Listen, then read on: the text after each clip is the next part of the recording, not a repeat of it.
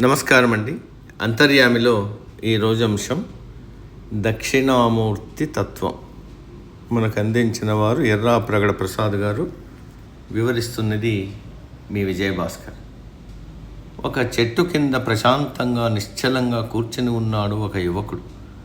ఆయన చుట్టూ వృద్ధులైన సనక సనందాది మహామునులు కూర్చుని ఉంటారు. యువకుడైన గురువు, వృద్ధులైన శిష్యులు. ఇది వయసుకు జ్ఞానానికి సంబంధం లేదని చెప్పే గొప్ప సంకేతం. అయినా బోధించేది ఆయనే.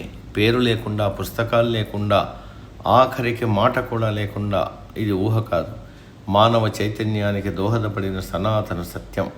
ఇదే పరమశివుడి జ్ఞానస్వరూపమైన శ్రీ దక్షిణామూర్తి తత్వం. శబ్దం లేకుండా బోధ చేయగల ఏకైక గురువు శ్రీ దక్షిణామూర్తి.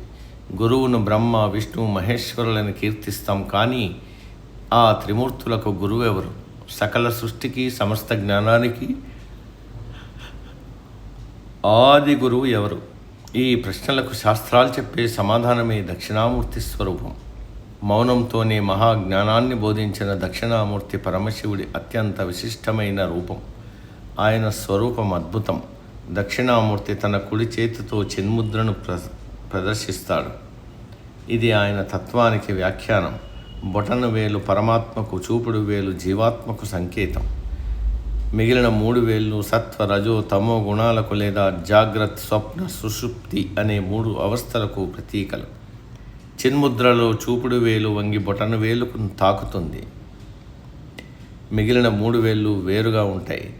దీని అర్థం జీవాత్మ తన అహంకారాన్ని వీడి త్రిగుణాల ప్రభావం నుంచి బయటపడి పరమాత్మలో ఐక్యం కావడమే. అదే మోక్షం, అదే నిజమైన జ్ఞానం, అదే అద్వైత సిద్ధి. యవ్వన ప్రాయంలో కనిపించడం వెనక పరమార్థం. జ్ఞానానికి వయసుండదు అని చెప్పడం, వటవృక్షం కింద ఆసీనుడవడం, ప్రతి విద్య ప్రకృతిలోనే మొదలవుతుందని చెప్పడానికి, దక్షిణామూర్తి పాదాల కింద అణిచివేసిన అపస్మారుడు అజ్ఞానానికి, మూర్ఖత్వానికి ప్రతీక. అజ్ఞానాన్ని తొలగించుకుంటేనే సత్యాసత్యాలు తెలుస్తాయన్నది దాని భావం. చేతిలోని అగ్ని సంశయాలను దహించే జ్ఞానాగ్నికి గ్రంథాలు, సకల శాస్త్రాలపై ఆయనకున్న అధికారానికి నిదర్శనం. ఆశించేది ఏమీ లేదు, ఆశ్రయించాల్సింది మాత్రమే ఉంది. శబ్దాలకు, వాక్యాలకు అందని ఈ పరమ సత్యాన్ని అనుభవంలోకి తీసుకురావడమే దక్షిణామూర్తి బోధనలోని సారాంశం. దక్షిణామూర్తి సమక్షంలో మనసు ప్రశ్నించడం మానేస్తుంది.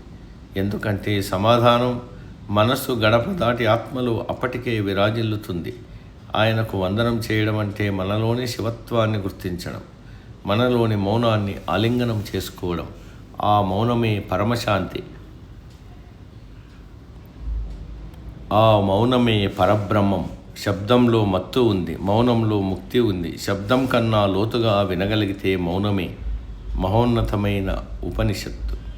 ఇది గురు దక్షిణామూర్తి బోధనా మహత్తు. అదే ఆయన దివ్యతత్వం. సమాప్తం.